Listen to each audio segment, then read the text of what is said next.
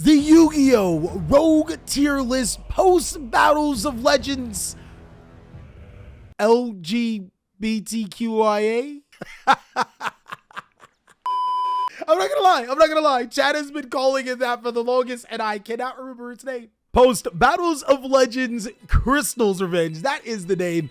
As you guys already know, we have a tier list based on some of the more popular rogue decks, all the way from S to casual. I just want to point out that I scoured over my meta tier list video that I did last week, looking for some strategies that I may have missed. So if you think that I've missed some strategies, go ahead and let me know down below in the comment section. And one more thing before we jump on in, I just want to give a special thanks to everyone that is a part of the Patreon. Thank you guys so much for helping me pay my editors. Let's go ahead and jump on into this tier list, and let's start off with a strategy not a lot of people be thinking about. I mean, this is kind of good. When it comes to this particular format, one thing that I have noticed that if your deck is ultra graveyard reliant, it just may struggle. And consequently, if your deck can play cards like Dimensional Shifter, you may be in a really good space. With that being said, I'm gonna go ahead and give Weather Painters a silent nod, a B tier status for this rogue tier list. I love that this deck can use cards like Dimensional Shifter, Dimensional Fissure, Macrocosmos, and cards alike, but also it actually summons some really strong monsters that can negate some critical choke points against some of the top decks. And I'm not just saying that to paint a pretty picnic, because I can't predict the weather. Get it? You guys don't get it. You don't get it. ABC is probably one of those decks that it had its bright moment at YCS Pasadena where I got clocked up by one, but overall I think it's a C tier. And the reason why I would say ABC is in the C tier is because of the bestial monsters being able to banish your ABC parts before you can make ABC Dragon Buster. There's also the Ishizu cards like Keldo and Medora being able to shuffle in your ABC parts. It's gonna be really hard to summon that Dragon Buster. But when this ABC strategy gets going, boy, it can be really good in the correct hands. Advanced Crystal Beast came out for players inside of the Battles of Legends Crystal Revenge. Overall, I think it's pretty bad. Please do not tell me that you are doing all that summoning to summon an Appaloosa. What the rock is cooking. Appaloosa is not the way. The fact that you have to play every single Crystal Beast in the advanced versions are not that much better. I don't think that this is going to be a really good rogue deck in any way, shape, or form. I would love to be wrong because Crystal Beasts are pretty cool and they've been getting a lot of support as of recent. Sharks, my boys. Bro, I just finished watching Finding Nemo and I seen a shark. Then I watched Shark Tales and I seen a shark. Then I watched Jaws 1, 2, and 3. And I seen some sharks. Rule sharking your opponent with Kraken control is 100% gonna put you in that C tier. Unfortunately, sharks don't really have anything that is going for them. Cards like Gozen Match isn't necessarily great against some of the better decks in Yu-Gi-Oh! And also being able to destroy your opponent's monsters with number 4 Stealth Kraken, that's not what you want to do. Overall, my beef with sharks is that there are other water decks that can do exactly what you want to do with sharks, except a little bit better right now. And that's really unfortunate. If there's one thing that I have to say about Crystal Beast is that, boy, every single week it tends to prove me wrong. This deck's actually pretty good. With that being said, the Conclave Control Crystal Beast, I think, is one of the better rogue decks in Yu-Gi-Oh! Right now. The Conclave Control version does not care about cards like Dimensional Shifter. Hell, it plays it. It doesn't care about cards like Necro Valley. Hell, it can search it. Crystal Beasts are legitimately one hell of a Yu-Gi-Oh! Deck, and I think that it's pretty powerful right now. Cyber Dragon got some new indirect support with a spell card Clockwork Knight that turns all monsters on the field into machines. This means that summoning any of your Cyber Dragon monsters is like summoning a walking Nibiru token. That's pretty cool, but I'm still gonna put it in C tier. Unless there's some way to consistently search Clockwork Knight that I'm not aware of, then I don't think it'll be as powerful for Cyber Dragons as one would hope. But I'm not gonna lie, it does make Cyber Dragon a really good going second deck that can also search cards like Therion King Regulus if your opponent does decide to respect and negate it. DDD used to be one of the best pendulum decks in Yu-Gi-Oh! Now, look, DDD players, hear me out. Your deck is not really casual if you know how to play it. The problem with that is that Yu-Gi-Oh players cannot read. They don't know how to play your deck. For anyone that actually knows how to play DDD, I would say maybe between here. For anyone that does not know how to play DDD, dog, this deck requires so much brain power, don't even try it. It's kind of unfair to put DDD so low because it should be higher, but the amount of brain power needed to use this deck, if Yu-Gi-Oh players actually had, they actually might have a life.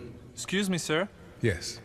But what would happen if, for some reason, we ignore somebody unlocked 100% of the cerebral capacity?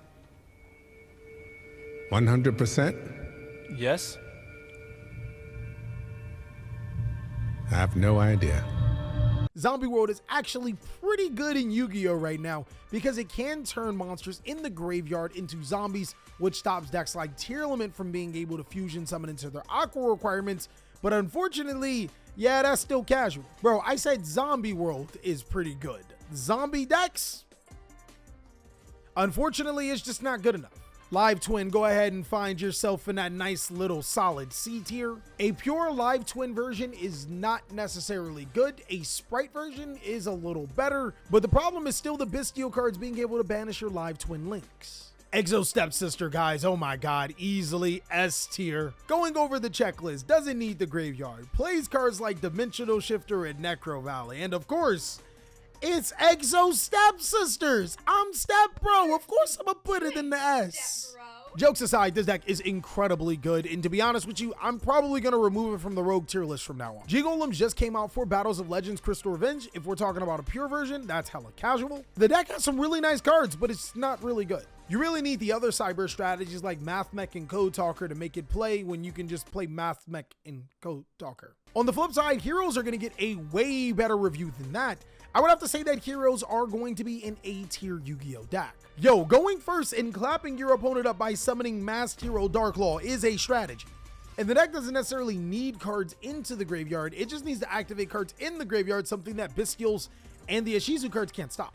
Earth Machine is also another deck that got some massive support through Clockwork Knight. I think that this one's a little better than Cyber Dragon in this current situation. Clockwork Knight's first effect is going to be really bad for Earth Machine, but putting it in the graveyard to search a Therion King Regulus, that's okay. My only problem with Earth Machine right now is that a lot of your boards don't look worth it. Like, you put in a lot of work to make a board that's okay. Mad shout out to my boy John, by the way. I almost got clapped up by a madolche player, and then I realized how powerful madolche is. This deck is pretty A tier. It's pretty good. Madolche is another strategy that can use Dimensional Shifter and doesn't rely on its graveyard, but the Vernal Sylph cards really put this strategy over the top, seeing that they're Earth Fairies. Speaking of Earth Fairies, it can also play Ishizu, and it can play Herald of Orange Light. Better yet, it can reuse its Herald of Orange Light.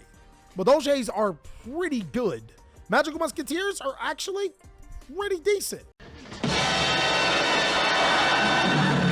Nobody expects the Spanish Inquisition. This is like an ultra upgrade for Magical Musketeers, and you guys know it. The version of Magical Musketeers that I'm talking about is the Runic version. Runics do prevent you from entering your battle phase, but they can be activated from your hand, which will trigger your Magical Musketeers to give you a ton of advantage. And to be honest, if the Magical Musketeers had a few more cards, it probably could be here or here. I'm gonna play it safe for C though.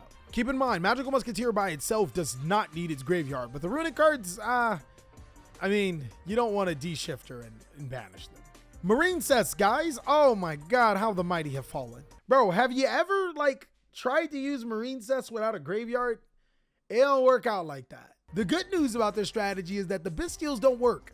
The bad news is that if you ever come against a Shizu, yeah, they're just gonna shuffle the cards you want to your hand. I mean, other than that, I think it can be bumped up to a solid A tier, and the reason is because Z-Lantis allows you to break your opponent's board without giving them anything in return because you're locked in the water, but I think B is a little bit more on the safe side if everyone is gonna be playing Ishizu cards. Naturia, hands down, is probably the best rogue deck on this list. It's almost a crime to even call this a rogue deck. I think that this is one of the best decks in Yu-Gi-Oh! I talked about it a little bit in yesterday's video, so go ahead and check it out if you want to see more awesome content, of course. Plunder Patrol did get some pretty cool upgrades and reprints. I'm going to go ahead and put them in the B tier. We still are in a light and dark format, so being able to special summon the appropriate Plunder Patrol synchro is pretty easy. Also, the Adventure Token engine is still pretty good. I think that as skilled Plunder Patrol player, he can go pretty far. Now, this right here is my baby, guys. my baby. I think that this deck, Here might be the sauce. cooking up the pizza. You be sleep on the deck. I apologize to my Italianos for that terrible spiel. But we're gonna go ahead and put Punk into the A tier. I think that's a really bold take. Personally, I love Punk Kashtira right now. They have awfully good synergy with each other, being able to synchro summon into Baron de Flor, but also still be able to make some really good Punk boards, synchro summoning into Punk Amazing Dragon on your opponent's turn. Some people were pretty upset that I did not talk about Rika at YCS Pasadena. This is a pretty good AS tier rogue Yu-Gi-Oh deck. And the reason why I say it's on the cusp is because when people don't read the Rika cards, then you're pretty good. When people know how to play against Rika, it's a little worse, but it's still pretty good. Sending cards from your deck to the graveyard or shuffling them back in. I mean, hey, be my guest. And since the deck doesn't play a lot of light and dark monsters, no bestials. It did, though, get 39th place at YCS Pasadena with that 1,800 people, so I'm going to leave it in that S tier. Put some respect on the plant's name. Solomon Great is, it's C tier. It's really fun to play, really cheap, but unfortunately, not too great. Scareclaw, we've talked about this time after time again. I think I talked about it in yesterday's video. Solid S tier deck. Now, there were some players asking me about which Scareclaw should you play. The one that wins, forehead. No, but in all seriousness, Scareclaw tri-brigade, Scareclaw Tierman, or pure Scareclaw are all viable options. I think all of them are good. Just special summon your Scareclaw Triheart and then continue to fuck.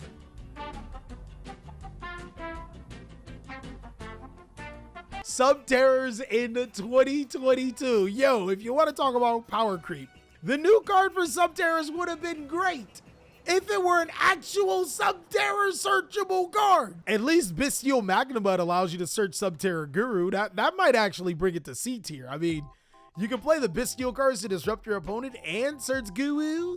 Cool. Thunder Dragon was actually seeing a lot of play before Magnificent Mavens. I do predict that this deck will see even more play because cards like Chaos Space got reprinted, so I'm gonna go ahead and give it the nod of approval in A tier. This deck graveyard deck that doesn't care if you banish the cards in the graveyard. It also doesn't care about Dimensional Shifter. Hell, it might main Dimensional Shifter. Thunder Dragon is like stupid good right now. Tri-Brigade as a pure deck, oh my god, you're casual. Tri-Brigade with Sprite? It might be Copium. You guys let me know if I'm on Copium. Is it A tier? The reason why I say this is because Sprite Pure can be seen as the better deck, and I've always been the person saying that if you're playing two decks meshed together and one version is the better version, then why are you playing the other version? But Sprite Tri-Brigade actually does have its benefits, which I think are really cool. Being able to make some really good boards as well as summon Shrek, which can search you cards like DD Crow, is pretty good. One thing that is 100% pure Copium, I don't care what you guys are going to say, Dino is the best deck right now. My guy, those new Doodle Beasts! The Doodle Noodles. The Doodle Beast cards actually help a good amount. Doodle Beast Stegosaurus is a free special summon, so it's a great extender.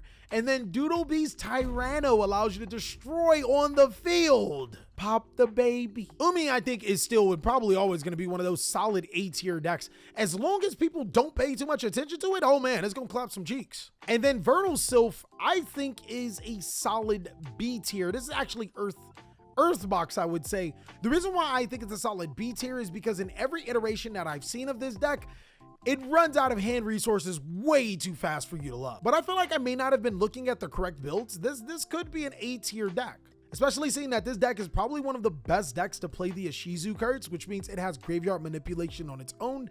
And also Herald of Orange Light is very much welcome in this deck. And that's all that I have for my opinion on these rogue strategies inside of the format post Battles of Legends Crystal Revenge. I want to know, what do you guys think about my takes in this particular video? Am I right about some things? Am I wrong about some things? Be sure to actually tag me on Twitter. It's going to be really fun to read through you guys' comments as well as post down below in the comment section. Well, I hope you guys are having an amazing day. Be sure to check out one of these videos.